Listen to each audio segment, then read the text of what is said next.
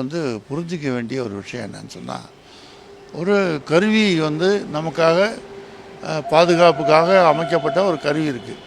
இந்த கருவி வந்து எந்த கருவியும் செயல்படாமல் போகிறதுக்கான பல காரணங்கள் இருக்கலாம். அப்போது அது அது ஒரு முக்கியமான விஷயமாக பார்க்காம என்ன செய்யணும்னா, நாம் வந்து பயணிகள் வந்து தாங்கள் காரணமாகாமல் பார்த்துக்கணும். உதாரணமாக எதுக்காக அவங்களுக்கு வாந்தி வருதுன்னு வச்சுக்கோங்க.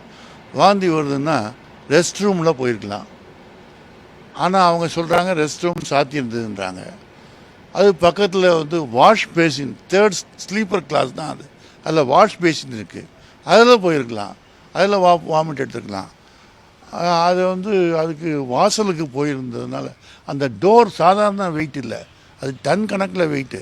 அது தள்ளிச்சுன்னா அடித்து ஒரு இப்படி தாடிச்சுன்னா அப்படியே ஆளை தள்ளி விட்டுரும். ஸோ அதனால் அங்கே நின்னது ரொம்ப தப்பு. இது வந்து ஒருத்தர் இவங்க மட்டும் இல்லை, அந்த செக்ஷன்லேயே போலீஸ் சொல்கிறாங்க ஒரு 6 மாதத்தில் 42 பேர் கீழே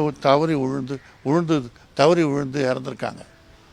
ஸோ இது வந்து ஜனங்களுடைய அஜாக்கிரதையும் இதுக்கு காரணமாக இருக்குது. அதனால தான் என்ன பண்ணுறாங்க, இப்போ வந்தே பாரத், தேஜஸ் எக்ஸ்பிரஸ்லாம் பார்த்தீங்கன்னா டோரை நீங்கள் திறக்கவே முடியாது.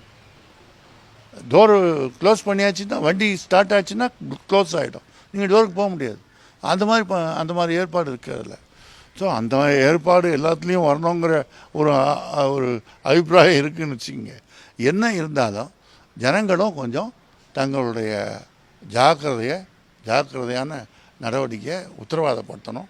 அப்போ தான் வந்து இது ரெண்டும் செயின் ஏன் வந்து ஃபெயில் ஆச்சுங்கிறது காரணங்களை நம்ம ஆராய வேண்டியிருக்கு, அதுக்கான காரணங்களை போக்க வேண்டியிருக்கு.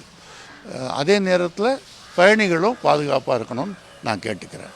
அது மட்டும் இல்லை, அப்படியே வந்து அவங்க வந்து வாந்தி எடுக்கிறாங்கன்னு வச்சுக்கங்களேன், வாந்தியோ ஏதோ அசுத்தம் ஆகுதுன்னு சொன்னால் அதுக்காக அவங்க தகவல் சொல்கிறேன். 139ங்கிற ஒரு எண்ணுக்கு அவங்க இந்த மாதிரி அசிங்கமாக இருக்குது அப்படின்னு கம்ப்ளைண்ட் பண்ணால் அவங்க ஆள் அனுப்பி அதை க்ளீன் பண்ணுவாங்க.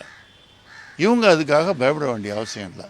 ஜனங்களும் கொஞ்சம் தங்களுடைய ஜாக்கிரதையான நடவடிக்கையை உத்தரவாதப்படுத்தணும்.